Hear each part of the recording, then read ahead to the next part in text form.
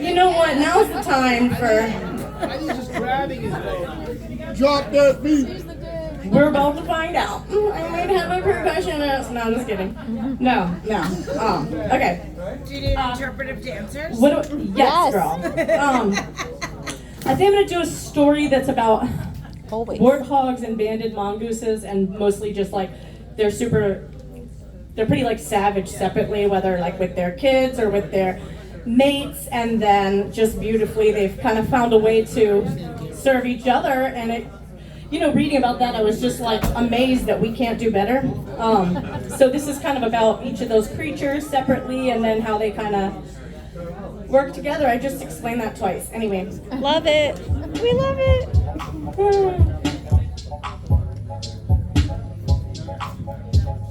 In sub-Saharan Africa, many a lone, so solitary wild bachelor go roaming their home from woodlands to grasslands through savannas. Same lands as some banded bandits, humming cat-like carnivores in large numbers. What will happen if their paths are soon to bear crosses? That hog, peppered in beauty mark warts, he's sharp, especially his lower tusks are like blades, nothing to mess with in 70 semicircled uppers that their snout partly covers. That hog is surely not my lover. Not far away a band plays of banded mongooses, almost 30 in the group. They strongly believe families should stick together. Plus, neighborly turf wars are often deadly, or over territory as a decoy, a ploy to get pregnant. Hold on, I'll explain it. These maiming mommies instigate battle, these dames at the top not afraid of fatalities, or bloodied male counterpart buddies as a ruse to get to others' honey. Each crew has a brute broad at the helm.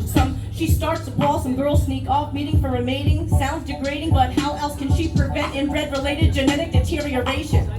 All the girls swing pups, and in fact it's a group thing. Together, breeding in synchrony, and after the war is a purring symphony. But 10% of babies are born of immediate family. See, these elitists need these scuffles to slow the weakening through intergroup migration for more diverse coupling. They're only swapping posses and gang fights to survive, albeit troubling. Love bites, it isn't fair. The exploitative nature of a role in their own betrayal. But alas, the herd longevity is spared. No, they're loud.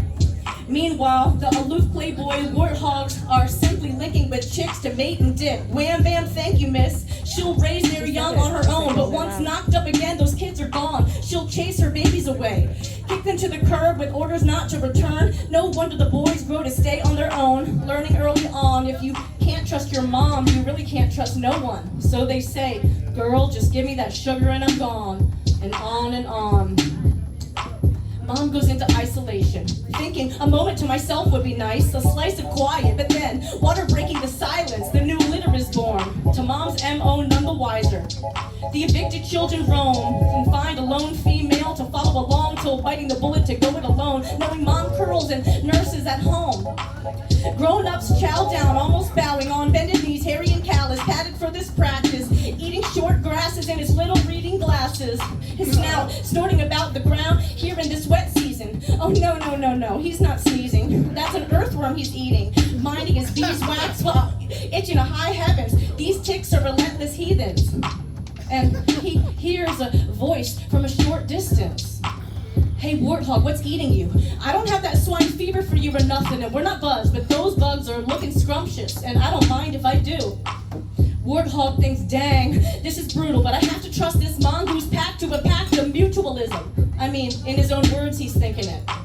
And he lays on his fatless back and bristles. Mongoose whistles, y'all come and get this. And warthog subsides. I guess it's like aardvark digging holes that I sleep in, except aardvark isn't there then.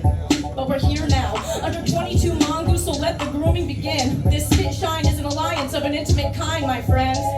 Like the remorse fish nipping parasites off sharks' behinds in the lands of Poseidon, my community needs to try this. The animals in observation are in elation, just imagining the ways and the critters who can serve themselves and each other in an undivided nation.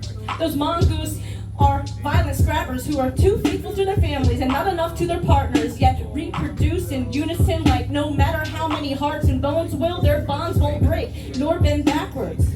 But then, the warthog, or tough, bitter dude, barely stopping by, but enough to knock her boots. And the woman abandoned, raising children alone, turning around to kick her kids out for some me time between whip stitch planting wild oats sown, and before the next litter is born.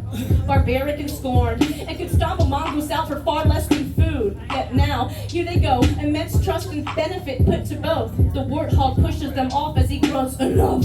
And the mongooses flee, all with full bellies. Warthog relaxed and dapper, all the creature onlookers scatter, running home to share how this can be a pattern. Some of the most moving parts are our differences. We're not separate units, but separate parts of one. That we would have never thought that those beasts and those scrappy sneaks could interact in peace, yet oh how far they've come.